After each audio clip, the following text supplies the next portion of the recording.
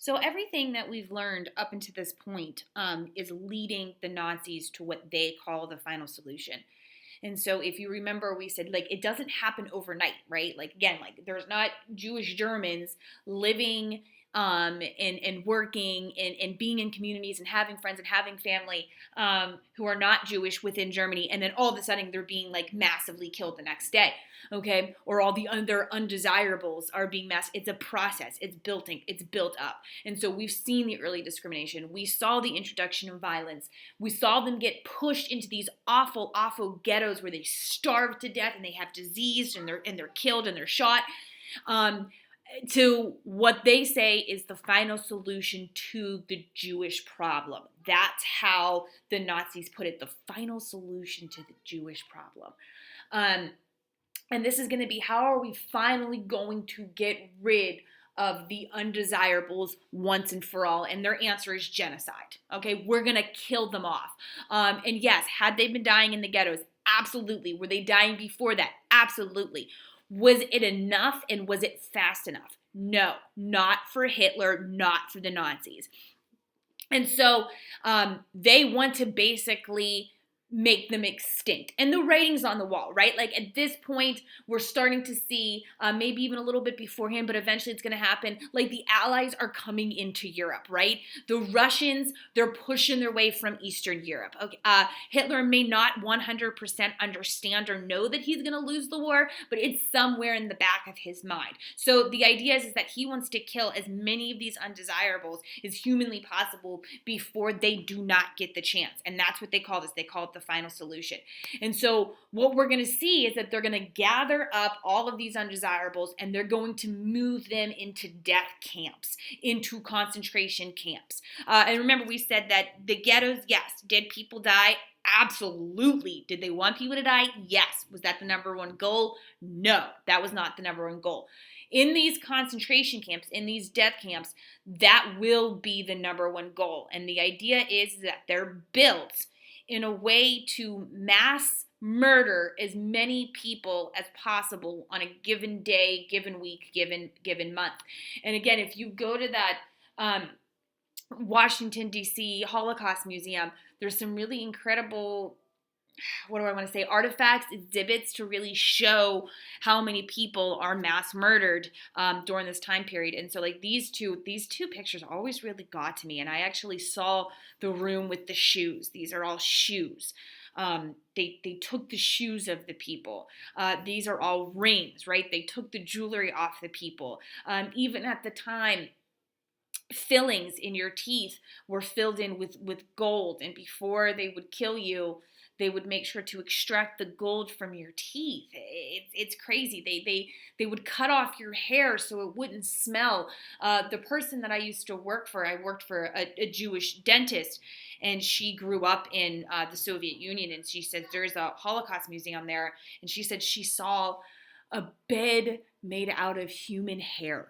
A mattress made out of human hair, really disturbing things. But it's not that they just killed them. They utilized even their hair in order to get something for themselves. Really cruel things. So before you could take them to these before you can take them to these camps, okay, which most of us have probably already heard about before, you need to transport them to these camps. And for as awful and as terrible as the ghettos have been, which I think we saw enough that they were very, very, very terrible, and we haven't even heard the stories yet of the ghettos, the transportation to these camps were downright awful, gut-wrenchingly awful. You are literally pulled into rail cars, okay, cattle cars, something that they put cows in, okay, or maybe even horses in to transport them, not fit for human consumption, and you are squeezed into these, okay. So I'm going to attach this document to the assignment. And my hope is that you will pause the video and you will take a second to really, really look at these pictures that I'm about to present. We would have done an in-class activity on this where you would have looked at the pictures, but obviously I can't do that right now. So I do want to show you these pictures. And so basically one day you're in the ghetto. and they basically rally you all up, okay, without notice, without any kind of warning. You don't know where you're going. All of a sudden, they come swarming into your overcrowded makeshift apartments. They push, they pull, they scream, they yell. Dogs are barking. They shove you out of the ghettos, and they take you to these train stations, these train yards, and they shove you onto literally cattle cars. No heat, no air conditioning. And when I say you're shoved on there, I literally mean that you're shoved on there. I know it's a little hard to see, but you can see that there's people, absolutely, they're going to squeeze as many possible human beings in these places as they can. And this is actually, again, at the Holocaust Museum. And this is one of the rail cars. And they may put 60, 70, 80 people in one of these cars, right? One of these cars. 60, 70 people. Literally, there's no room to sit down. There's no room to lay down.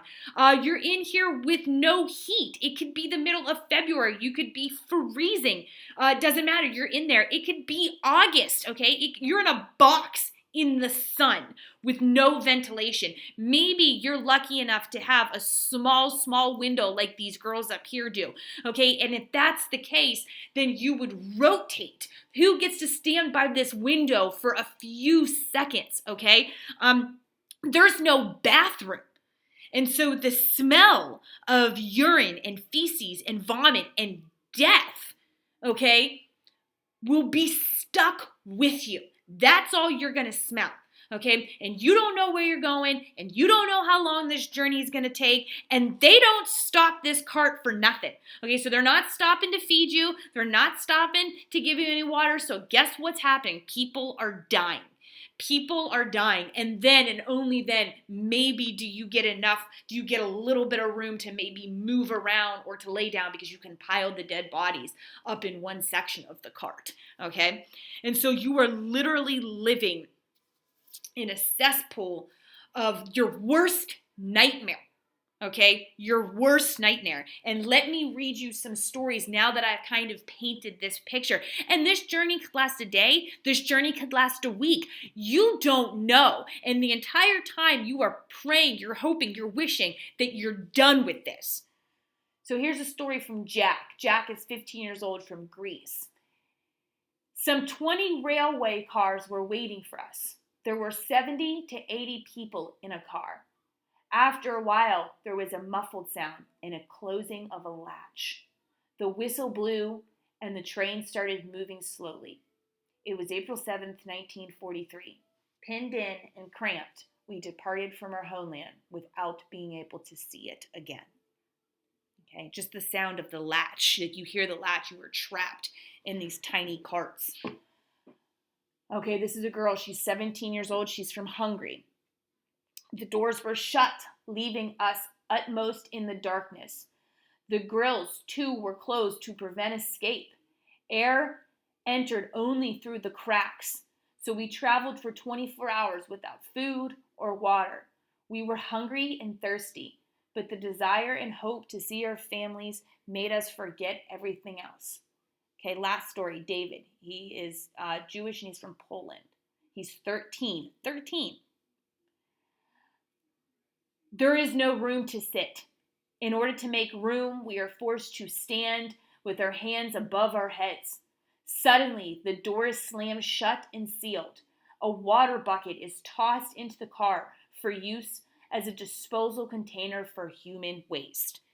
And so I don't know if you heard what David said. He said, and literally they made them put their hands above their head, and that was how they expected them to travel, to shove more human beings inside of this cart.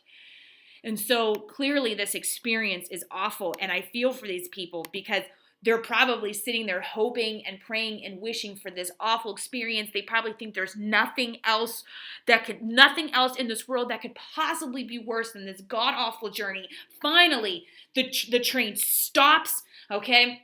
The doors open. They're probably thinking, oh, thank God, this is over, this is done. And then what do they come to? They come to concentration camps. Okay, they very soon realize that the worst has yet to come.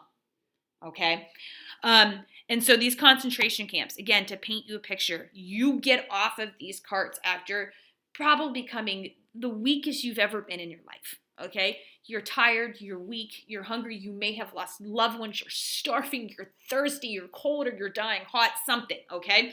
You get the doors slam open, there's people screaming at you, the train sound's going, it's dark, it's dirty, there's police dogs yelling, shooting, crying. You get forced into these camps, and it becomes clear that this is, again, it's going to be worse than anything that you've ever experienced before. When you get there immediately, you get separated into two groups. One side goes left, one side goes right, okay? So you can be there with your children, like this woman right here who's had her baby in the arm. It wouldn't surprise me if this guard right there is coming to rip that baby away from her because she will not be able to keep her child, okay? She's probably going to go left. The baby's going to be forced to go right because one side's going to live for another day and the other side's immediately going to go into the gas chamber. And that's where they're going to mass execute, mass murder so many people. And again, so the sounds that you're hearing, the screaming, the yelling, the shooting, the babies crying, the mothers crying, the begging, the dogs, that's what meets you after this very, very long journey. And again, most people, as soon as they arrived, are going to be sent to the gas chambers. They're only going to keep a small select few who they think can work. Who can provide some type of work. Now, the most famous of these camps, but it's not the only one. So a lot of people think that this is the camp that they heard about. But Auschwitz, this is the most famous because it was the most deadly. And about 1 to 1.5 million people died here. And most people, when they come to Auschwitz, they're going to immediately be sent to the gas chamber. And so, like, if you get sent, this is the scariest place. And so you guys read A Diary of Anne Frank, right? So she gets sent here. And here's, like, the thing that really, like, I mean, it really, really gets to me, like, it really, really upsets me right now, is that the entrance, okay? So this is the entrance. And this says, "Work shall set you free." And the idea is, how dare you? You're going to kill these people, okay? You're going to kill them. Don't provide them hope. Don't provide them with some type of reasoning like all I have to do is mind my manners and work and follow orders, and then that's going to set me free. That's going to allow me to live. Bull. Okay, that's not what's going to happen. It's mind games. They were screwing with the people, but work shall set you free. Now, I've never been there, but for those of you who have Mrs. M in my class, she has been there, and she always tells really good stories about what it was like. But from what I heard, if you ever have a chance to go there, I heard it's a very sobering experience. It's something that, you'll obviously never forget. It's like hollow ground, but it's still kept there because the one thing is that the Germans today are very, very, very good at basically honoring the mistakes that they made, okay? And so this isn't something that they try to sweep under the rug. This isn't something that they try to ignore. And I told you guys this before, but just a reminder, like Germany has it's one of the freest countries there is today. But they do have one restriction on freedom of speech, and that's anything Nazi related. And so they have kept this stuff throughout Germany to make sure that they never forget. And so this along with other camps is still around today. Now the living conditions are very, very awful. They basically made these barracks that were made for about maybe 100 people, maybe 200 people, but then there's some accounts that they shoved 1,000 to 1,200 people in there. They got more and more creative on how to try to fit people in there. So these are where they would sleep. Okay, these are literally their toilets. And so obviously it's not like these were going to get cleaned very often. Disease runs rampant. These overflow. In the summertime, the smell is just awful. These are very badly built. They're usually made of some type of brick or some type of wood, and so it's very, very drafty. And like, again, like you can kind of see this, like this looks like this is literally was meant to be one bed, but yet there's 3 women sleeping in there. A lot of people would die in these beds at the end of the night. Now, notice again that there's not a lot of children, and I've kind of already alluded to that. They're not going to keep most of the children. They're going to kill most of the children as soon as they get out of the camps, or as soon as they get off the trains into the camps. They're immediately usually going to get sent to the gas chamber.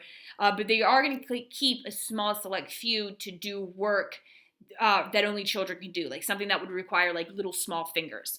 But like babies, no. Toddlers, absolutely not. Maybe you're going to see a couple 6-year-olds, couple 7, 8, 9, 10-year-olds.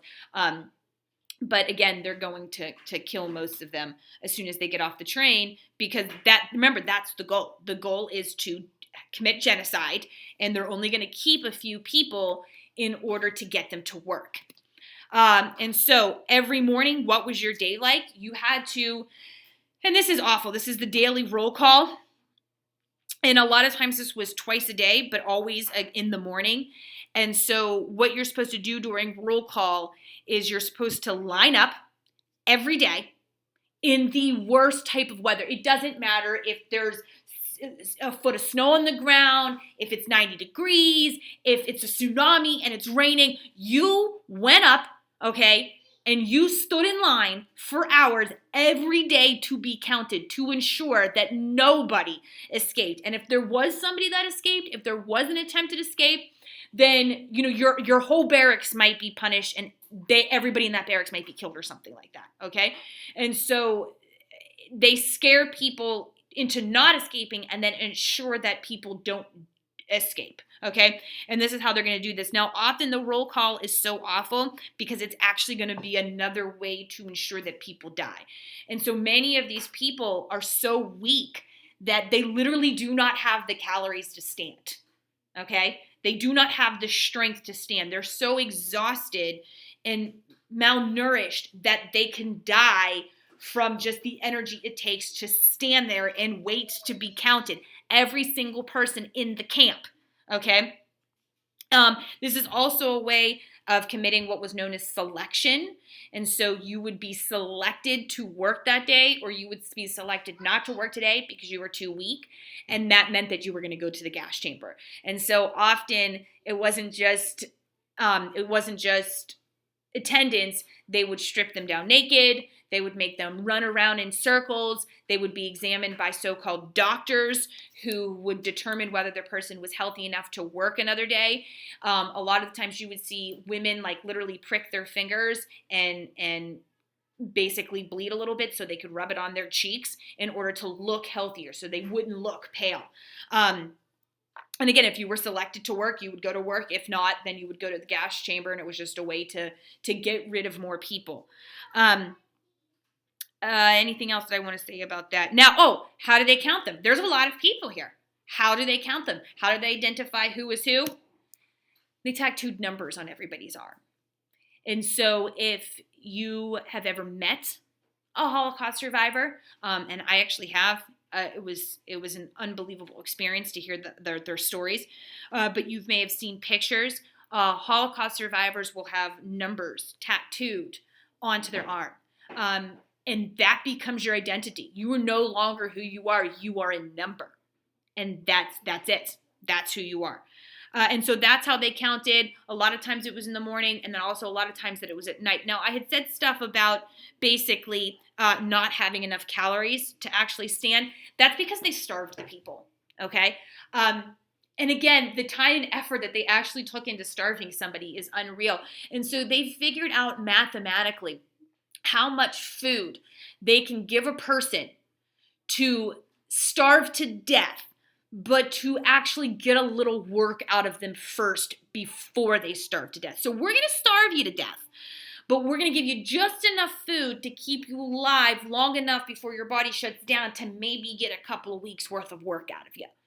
And so I think this quote really illustrates what they were talking about. So everybody had a bowl and everybody had a spoon, and that's how you got your food every day. and you absolutely needed that to get your food. Otherwise, they wouldn't feed you. You would starve. And so for lunch was basically a broth. Okay.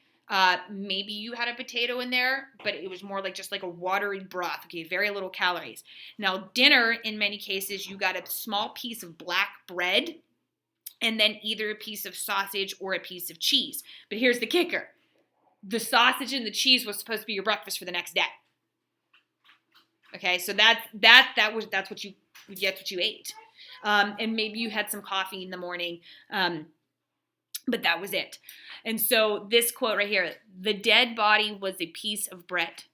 I am taking this piece of bread from this dead body, and I am taking this one pair of boots, and I can sell it. With this, I can buy myself a place to live. I can buy myself a place to sleep. With this bread, I bought myself a bit of access to wash. Your bowl was your life. Without your bowl, you didn't eat. And so, again, the human nature of what you can actually like go through in order to keep yourself going, your survival instincts, I think is huge in the Holocaust. Now, I keep on talking about these gas chambers. Okay, what were these? And I'm going to show you some pictures here.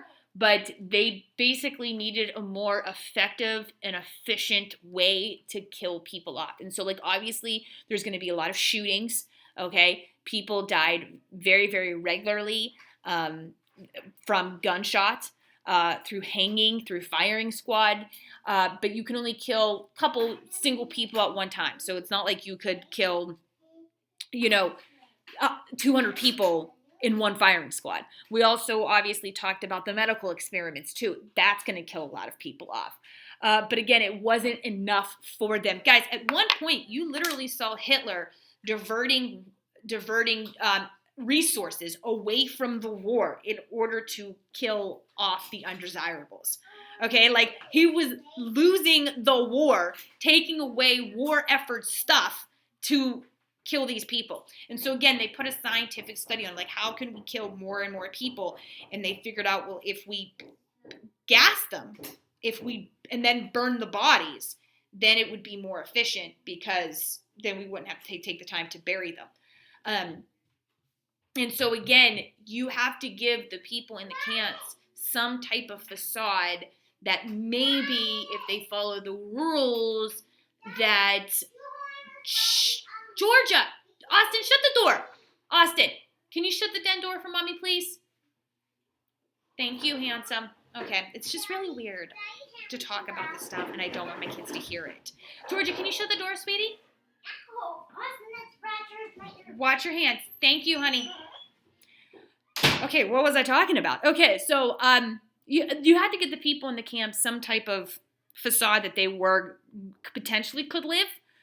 Because then they would overtake the camps. So these gas chambers, you can cart off hundreds and hundreds of people, and the other people in the camps didn't witness it. And again, a lot of people were killed right off of the train. And so, again, like we talked about, they were losing the war. They were trying to kill more people. A lot of the people died right off the train, and then every morning during the selection process, and then they burned the bodies. And if you've ever seen Schindler's List, really good movie, but it is rated R, so you'd have to ask your parents or wait a couple years.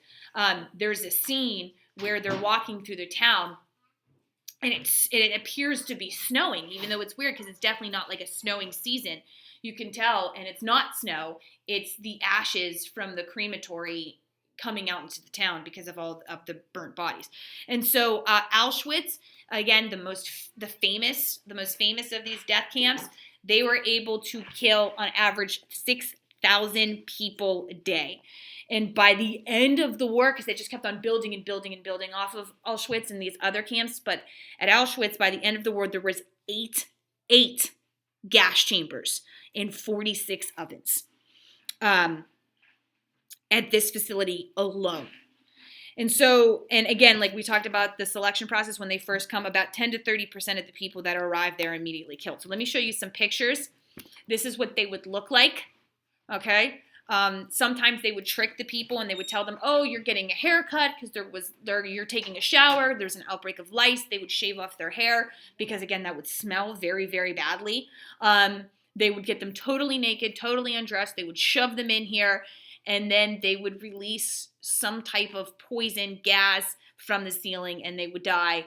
And then here's the messed up thing. They would get other prisoners to basically carry away the bodies and put them in these ovens, which would then burn them, which would then eliminate them having to actually take the time to bury them. Okay? And remember, they are taking trains of people directly into them. And so it's not like you're going to have somebody to be able to tell you what these were, because there was no survivors to tell you about that then. But if you lived there at that point, you knew that something else was going on. So if you lived actually at the camps and then you were selected to go to the gas chambers, I mean, you knew you were going to die. Okay?